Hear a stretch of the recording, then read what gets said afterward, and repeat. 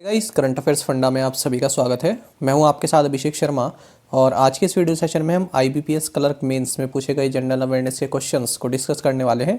ये क्वेश्चंस आप ही में से एस्पिरेंट्स ने हमें सेंड किए हैं, तो देखेंगे जो भी हमें मिल पाए हैं उनके बारे में हम डिस्कस करेंगे।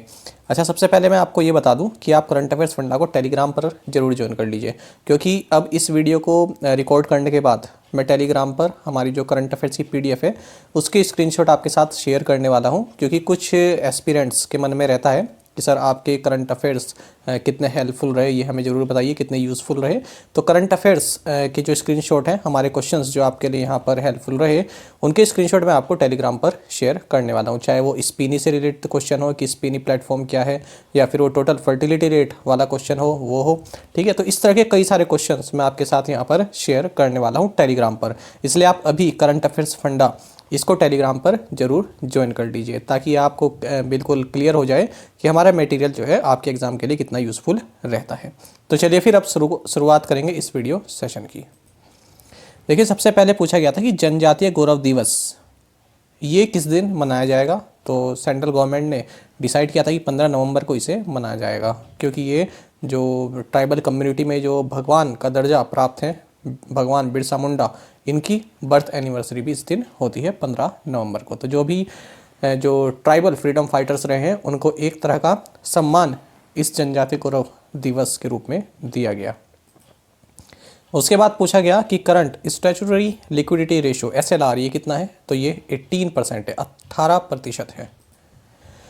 फिर देखिए, उसके बाद पूछा गया, आप सभी जानते हैं कि रिजर्व बैंक ऑफ इंडिया ने अपनी फर्स्ट ग्लोबल हैकाथॉन लॉन्च की थी, जिसका नाम था हार्बिंजर 2021 इनोवेशन फॉर ट्रांसफॉर्मेशन। तो इसका थीम क्या रहा, ये पूछा गया था। तो थीम रहा स्मार्टर डिजिटल पेमेंट्स। तो काफ़ी प्यारा क्वेश्चन है। उसके बाद पूछा गया wild life institute of India ये कहाँ पर है।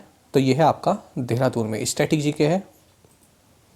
फिर पूछा गया लार्जेस्ट रबर प्रोड्यूसर स्टेट कौन सा है। तो ये आपका केरल है। ये वाला क्वेश्चन देखिए काफ़ी कॉमन है, कई बार अलग अलग एग्जाम में पूछा जाता है, जैसे SSC हो गया, रेलवेज हो गया, या फिर स्टेट के एग्ज़ाम हो गया। बहुत पुराना क्वेश्चन है, कई सालों से पूछा जाता है, और मुझे ऐसा लगता है कि इसका आंसर आपको पता होना ही चाहिए था यदि आप कई टाइम से एग्ज़ाम की तैयारी कर रहे हैं, है ना। तो ये काफ़ी कॉमन क्वेश्चन है। इस तरह से क्वेश्चन आपको मालूम होना चाहिए कि प्रोड्यूसर के बारे में कि कौन बिगेस्ट प्रोड्यूसर है, ठीक है, इस तरह से।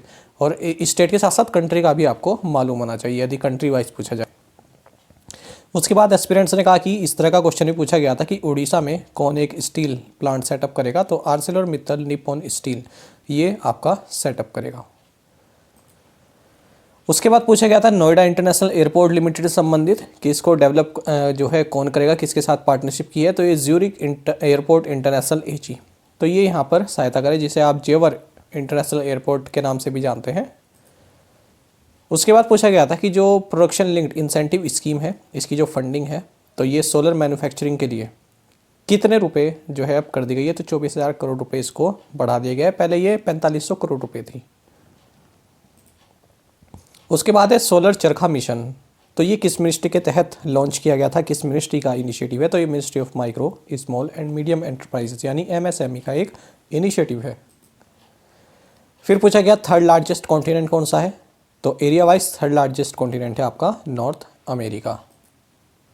उसके बाद पूछा गया हाईएस्ट, माफ़ कीजिएगा ये पॉपुलेशन है, पॉल्यूशन लिख दिया यहाँ पर गलती से, highest population density scheme state कौन सा है।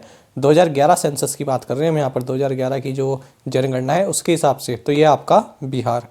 कई एस्पिरेंट्स इसका आंसर वेस्ट बंगाल दे रहे थे, तो वेस्ट बंगाल इसका आंसर नहीं है। वेस्ट बंगाल साल 2001 की जो जनगणना है उसमें था।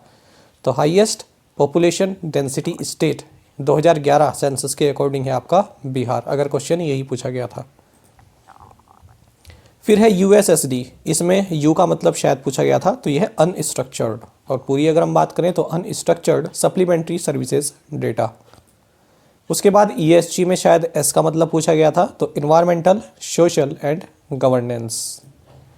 फिर बात करते हैं प्रधानमंत्री गरीब कल्याण योजना की। तो इससे क्वेश्चन पूछा गया कि इस स्कीम को कब तक एक्सटेंड कर दिया गया है। तो मार्च 2022 तक इसको एक्सटेंड कर दिया गया है। उसके बाद पूछा गया business Sutra a very Indian approach to management, ये किसके द्वारा लिखी गई पुस्तक है। तो ये देवदत्त पटनायक द्वारा लिखी गई पुस्तक है।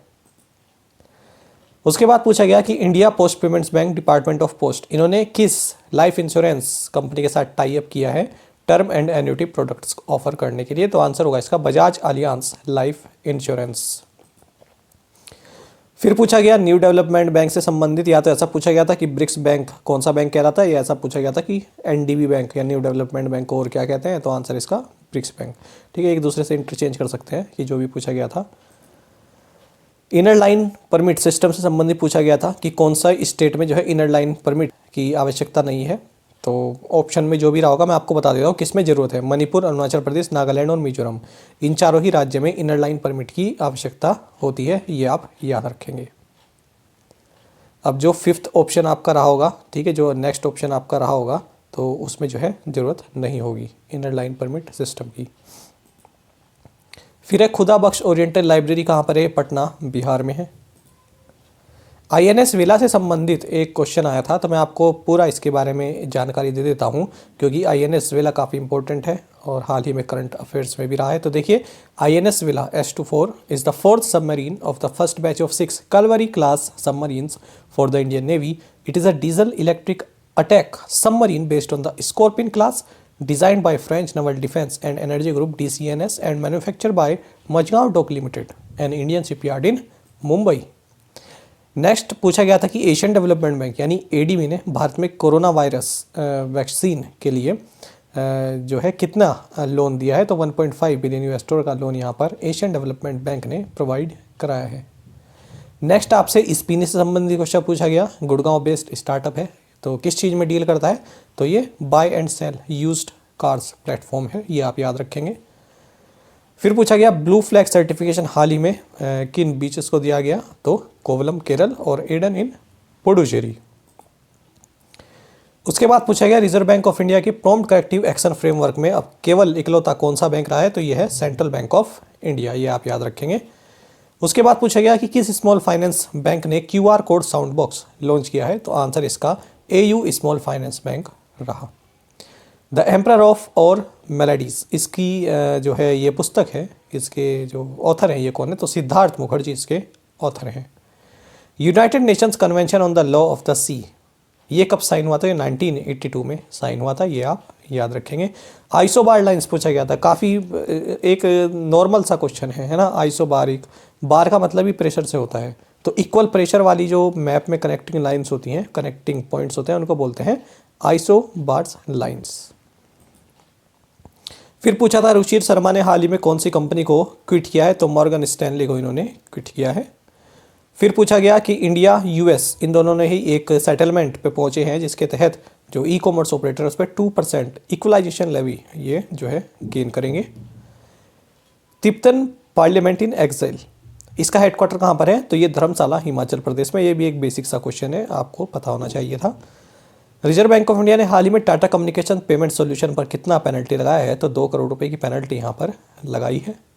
INS विशाखापट्टनम, ये किसके द्वारा कंस्ट्रक्ट किया गया? तो Mazagon Dock Shipbuilders Limited Mumbai के द्वारा इसको जो है कंस्ट्रक्ट किया गया है।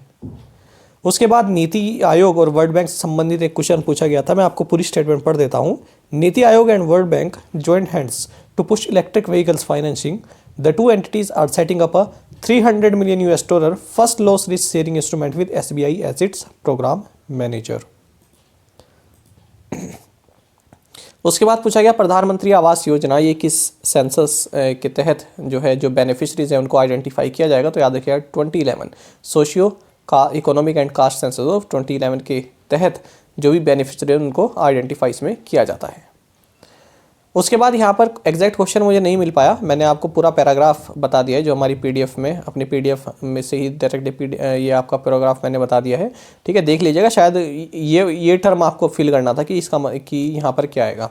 तो देखिए, India's population appears to be stabilising as the total fertility rate यानी TFR and average number of children per women has further decrease to 2.0 in the latest health and family survey from 2.2 in the previous one. तो शायद यहाँ पर एक dash था जिसका आपको fill up करना था, तो टोटल फर्टिलिटी रेट। उसके बाद पूछा गया कि बंगाल टाइगर जो है इसको नेशनल एनिमल ऑफ इंडिया कब डिक्लेयर किया गया? तो अप्रैल 1973 में इसको डिक्लेयर कर दिया गया था, ये आप याद रखेंगे। साथ ही आप यदि हमारे करंट अफेयर्स पीडीएफ कोर्स को परचेस करना चाहते हैं तो हमारी ऐप करंट अफेयर्स फंडा को आप अभी प्ले स्टोर से इंस्टॉल कर लीजिए और यहाँ पर आपको लिंक भी मिल जाएगा, क्योंकि जो भी हमारा पीडीएफ कोर्स है, जो हमारे पीडीएफ मटेरियल है, ये आपको हमारी करंट अफेयर्स फंडा ऐप पर ही अवेलेबल हो पाएगा। तो ये सभी कंटेंट हम आपको प्रोवाइड कराते हैं। आपको बता दें, स्ट्रेटेजी के साथ साथ करंट अफेयर्स आपको हम यहाँ पर प्रोवाइड कराते हैं। और कोई भी बैंक का एग्ज़ाम हो, इसमें जो स्टैटिक जीके आती है वो कई स्टैटिक जीके आपको हमारी पीडीएफ में मिल जाएगी। ठीक है, जो हमारे असाइनमेंट क्वेश्चन है वहाँ से भी आपको मिल जाते हैं। साथ ही फ्री करंट अफेयर्स क्वेश्चंस भी आप यहाँ पर अटैम्प्ट कर सकते हैं। साथ ही मैं आपको ये कहूँगा, यदि आप हमारा करंट अफेयर्स कोर्स लेना चाहते हैं तो पहले आप हमारे करंट अफेयर्स को एक बार जरूर वॉच करें। अच्छा लगे, पसंद लगे, समझ में आए, तभी आप इसको बाय कर सकते हैं। तो यहाँ पर हमारे करंट अफेयर्स की प्लेलिस्ट दी गई है, इसको आप जरूर देखें और अपने दोस्तों के साथ, फेलो एस्पिरेंट के साथ हमारे करंट अफेयर्स को शेयर जरूर करें। आज का ये सेशन आपको कैसा लगा हमें कॉमेंट बॉक्स में जरूर बताइएगा। Thank you guys.